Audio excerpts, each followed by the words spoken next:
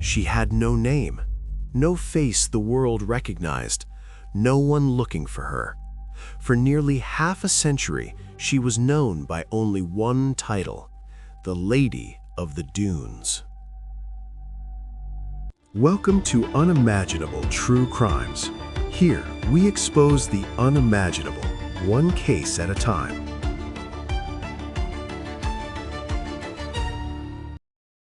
On July 26, 1974, a 12-year-old girl was walking her dog through the dunes of Provincetown, Massachusetts. The summer air was thick with salt and heat. The dunes rolled endlessly, pale and quiet, hiding secrets beneath shifting sand. The dog stopped suddenly. It began barking at something half-buried, bleached by sun and wind. At first, it looked like driftwood. Then, the girl saw the shape of a skull, human. The body lay face down in a shallow grave carved by erosion and time, arms extended, hands missing, head nearly severed. Someone had tried to erase her. Police arrived quickly, but the scene offered almost nothing. No identification, no purse, no clothing beyond fragments, no fingerprints. The hands were gone. Even the cause of death was difficult to determine. The remains were already skeletal. What they could tell was chilling. She had been murdered weeks earlier. She was likely in her 20s or 30s. She had been strangled or stabbed. Her killer had knowledge of anatomy or intent to destroy evidence. And most disturbing of all, no one reported her missing. Provincetown in the 1970s was a place of movement. Artists, seasonal workers, travelers reinventing themselves. People came to disappear, and sometimes they did. Investigators canvassed hotels, bars, rental homes. They checked missing persons reports across New England. Nothing. The woman did not exist, at least on paper, and that terrified them. The FBI got involved, so did the media. The case exploded nationally. How could a murdered woman lie unidentified in a popular tourist destination? Speculation ran wild. Some believed she was a drifter. Others thought she was foreign. Some whispered about organized crime. One theory refused to die. She had lived under a false name. In 1980, forensic artists reconstructed her face. The image appeared in newspapers, magazines, and later on television. She had high cheekbones, soft features, a neutral expression frozen between sadness and resolve. Millions saw her. No one recognized her. The image became iconic and tragic. A woman whose face the world knew, but whose name the world did not. Attention soon turned to a local monster, Tony Costa, a convicted murderer who had killed women in the same region, dismembering their bodies and burying them in shallow graves. Costa had died in prison years earlier. Could he have killed her too? The evidence was circumstantial, the timeline unclear, but the violence felt familiar. And with Costa dead, the trail went cold again. For decades, the Lady of the Dunes remained unsolved. Detectives retired, leads dried up, technology stalled. She became a symbol of lost identity, a cautionary tale, a ghost. There was one strange detail investigators couldn't ignore: her dental work. It was extensive, expensive, well-maintained. This was not a transient woman living on the margins. Someone had cared for her health, someone had known her, and someone had lied about losing her. For years, law enforcement assumed if no one came forward, she must not be missed. That assumption would turn out to be devastatingly false, because she was missed, just not under the name she died with. The Lady of the Dunes wasn't forgotten because no one cared. She was forgotten because she never legally existed in the first place, and that meant someone had erased her long before she was murdered. In the early 2000s, cold case technology began to change everything. DNA databases expanded, genealogical matching emerged, the dead could finally speak. Investigators exhumed her remains. This time, they weren't looking for fingerprints, they were looking for bloodlines. When genetic genealogists ran her DNA through public ancestry databases decades later, something remarkable happened. They found relatives, living ones, people who had been searching for someone quietly, privately, for years, but not under the name police were using. In 2022, nearly 48 years after her murder, the truth finally emerged. The Lady of the Dunes had a name, a past, a marriage, and a life built almost entirely on aliases. Her identification didn't just solve a murder, it exposed a lifetime of lies. For nearly 5 decades, the Lady of the Dunes had been a question mark. But once DNA finally spoke, the silence collapsed. She was no longer a skeleton in the sand. She was a woman who had lived an entire life under borrowed names and vanished behind them. In 2021, genetic genealogists uploaded her DNA profile into public ancestry databases. The expectation was modest, perhaps a distant cousin, maybe a branch of a family tree.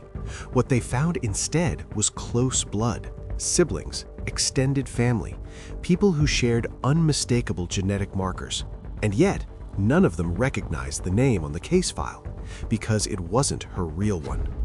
In October 2022, authorities announced the identification: Ruth Marie Terry, born November 8, 1946, originally from Tennessee. A real person with a real birth certificate and a life that had quietly fractured into lies long before her death. Ruth's surviving relatives were stunned. Some remembered her as gentle, some as restless, some as deeply private. But none had ever been told she was missing because she never officially was. Ruth didn't disappear, she rebranded herself. As a young woman, Ruth married a man named Guy Rockwell Mott. The marriage didn't last. After the divorce, something changed. Ruth began using different surnames, different addresses, different backstories. She wasn't running from the law, she was running from herself. Under the name Ruth Marie Henry, she moved through states quietly. She worked odd jobs, she rented short-term apartments, she left little paper trail. Friends described her as guarded, kind but distant. She rarely spoke of family, and when she did, details never quite aligned. By the early 1970s, Ruth had assumed yet another identity, Ruth Marie Terry. This name would be the last one she ever used, and it would link her to the man investigators would soon focus on. In 1973, Ruth married Guy Rockwell Mott again. But this time, the marriage was darker. Friends noticed changes. Ruth grew quieter, more withdrawn, less visible, and Rockwell Mott had a history. Guy Rockwell Mott was volatile. He had a criminal record. He had a violent temper. He had a history of threatening behavior, and he had access to boats, the same waters where Ruth's body would later be found. In the summer of 1974, witnesses saw Ruth in Prounstown. She was alive, she was nervous, and she was with a man matching Mott's description. Then she vanished. This was the most damning revelation. Ruth had cut herself off so completely from her past that no one knew where to look for her. Her family assumed she was living under another name. Her acquaintances assumed she had moved on. Her husband claimed ignorance, and so the system never activated. No report, no search, no alarm. Ruth's life choices, intentional or forced, had erased her safety net. Aliases meant no trail. Estrangement meant no advocate. Marriage meant assumed protection. When she was killed, she was legally invisible. Once Ruth was identified, investigators revisited old evidence, and one detail resurfaced with terrifying clarity. Her hands were missing. This was not random, it was deliberate, a method used to prevent fingerprint identification, especially effective against someone living under false names. When police questioned Rockwell Mott decades earlier, he denied everything. No confession, no physical evidence tying him to the scene. But now, everything changed. Ruth's identity connected timelines, connected locations, connected a husband with motive, means, and opportunity. Records revealed that Mott had previously assaulted Ruth. He had threatened her, he had isolated her, and he had access to the dunes, the marina, and the water. The Lady of the Dunes had never been a mystery killing by a stranger. She was not a drifter. She was not anonymous. She was someone who trusted the wrong person and paid with her life. This case wasn't unsolved because detectives didn't care. It was unsolved because lies outlived truth. False names, false marriages, false stability, and one real death hidden beneath them all. Rockwell Mott died in 2002, 20 years before Ruth was identified. He was never charged, never confronted, never forced to answer. The truth arrived too late for justice, but not too late for understanding. For years, investigators chased a shadow that didn't belong to Ruth Marie Terry. It wasn't incompetence, it wasn't negligence, it was probability. Because when a woman is found murdered, dismembered, and buried in the dunes of Cape Cod in the 1970s, the mind reaches for a familiar explanation: a serial killer. And Cape Cod had one: Antone Tony Costa. If you lived in Massachusetts during the early 1970s, his name carried weight. Fearful, sickening weight. Costa was a convicted murderer who had killed women in the same region. He dismembered bodies. He buried them in shallow graves. He left scenes that felt ritualistic, deliberate, and cruel. When the Lady of the Dunes was found, Costa was already behind bars. To many investigators, the connection seemed obvious. Costa's crimes shared unsettling similarities. Victims were women, bodies were hidden in remote locations, violence was personal and excessive, and critically, Costa had operated less than 100 miles from where Ruth was found. When you're facing a mystery with no name, no witnesses, and no fingerprints, proximity matters. So does pattern recognition. The case shifted, not toward who Ruth was, but toward who might fit the horror. The Costa theory dominated headlines. Media outlets speculated openly. Authors wrote books connecting dots that felt compelling but weren't proven. Investigators spent years trying to place Costa at the scene. They compared timelines, they analyzed methods, they searched for any physical link. Nothing ever fully aligned. But the theory persisted, because once a story takes hold, it becomes difficult to let go. Serial killers distort investigations. They create gravity. Everything pulls toward them. In Ruth's case, that gravity may have slowed the search for her identity. Why look for a husband when a monster already exists? Why question paperwork when a villain already has a name? The truth became collateral damage. As years passed, forensic specialists noticed inconsistencies. Costa's known victims showed patterns Ruth's body did not. Costa's crimes often involved sexual mutilation. Ruth's remains showed no evidence of that. Costa left chaotic scenes. Ruth's disposal was controlled. Costa craved recognition.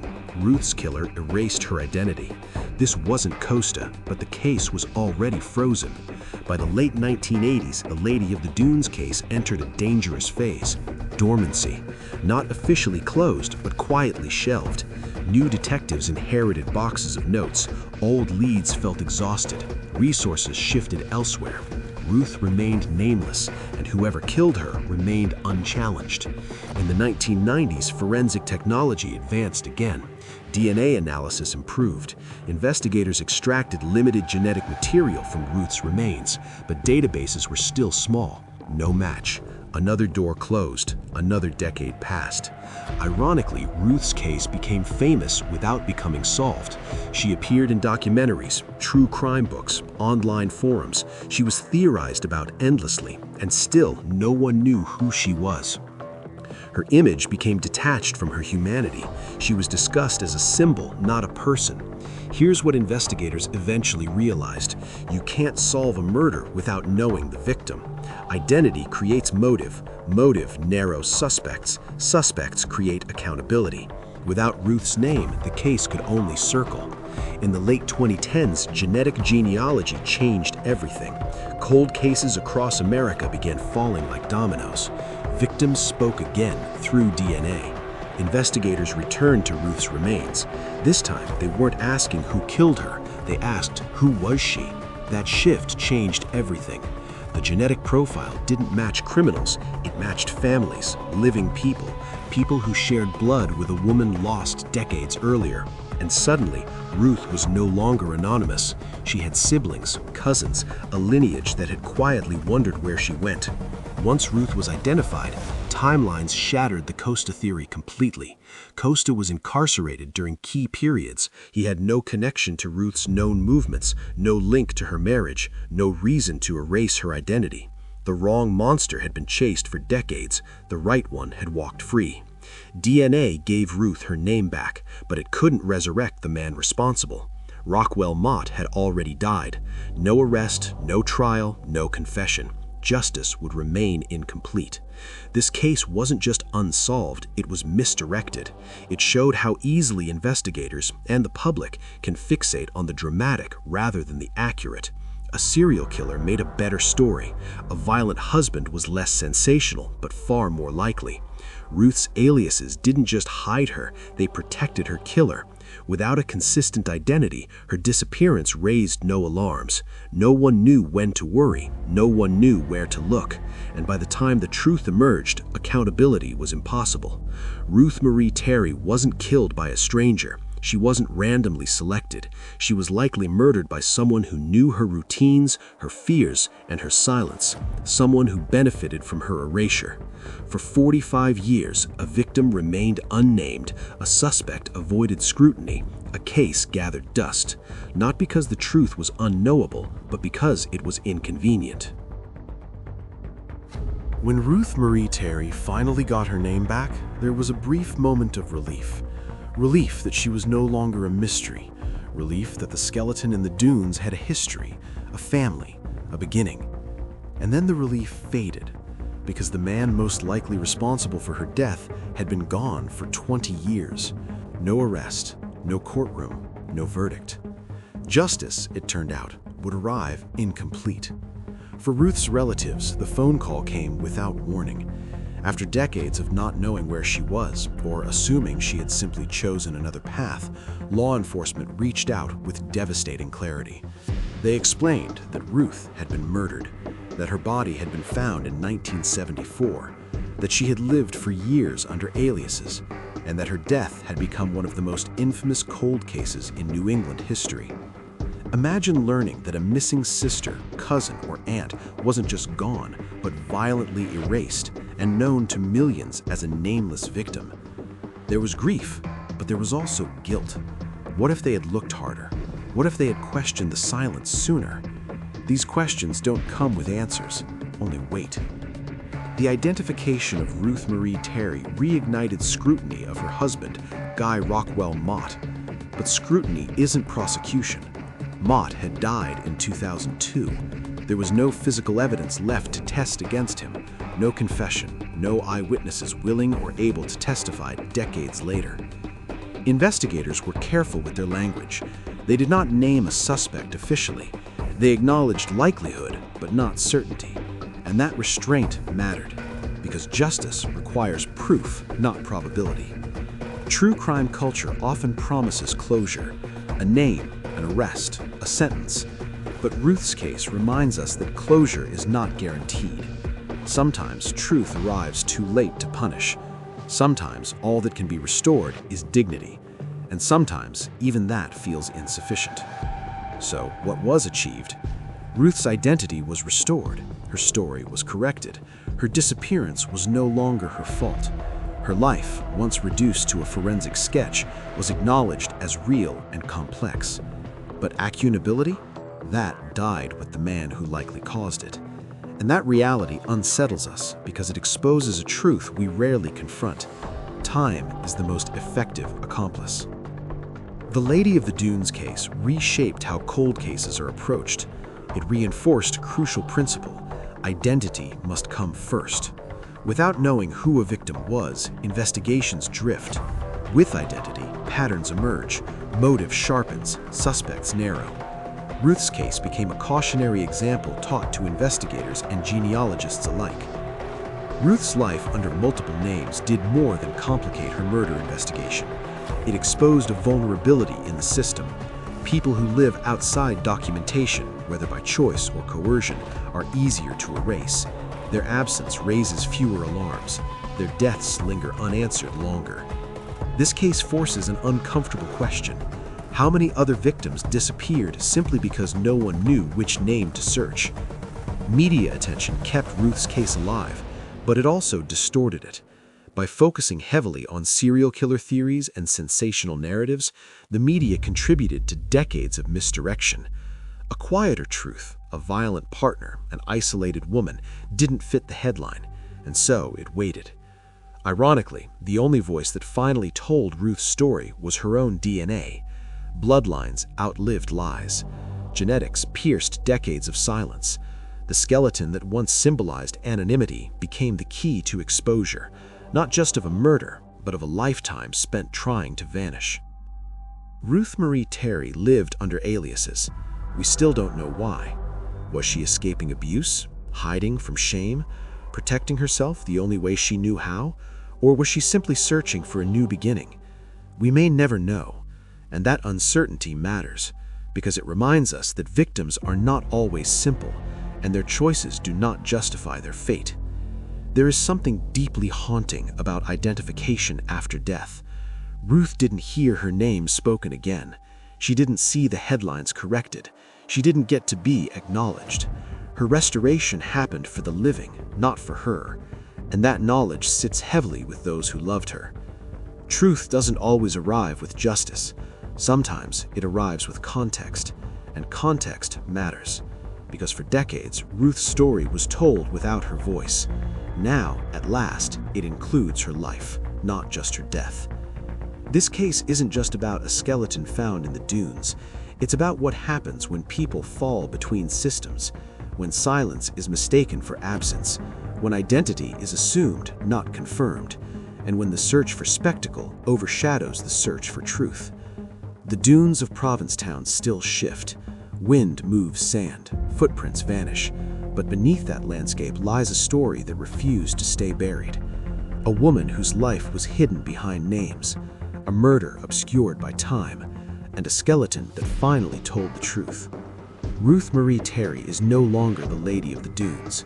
She is a woman with a past, a name that matters, and a story that demands to be remembered, not as a mystery, but as a warning. Is truth enough when justice is no longer possible? How many cold cases remain unsolved simply because the victim's identity was wrong? Should the legal system name likely suspects even when prosecution is impossible? Leave your thoughts below, respectfully. These conversations matter.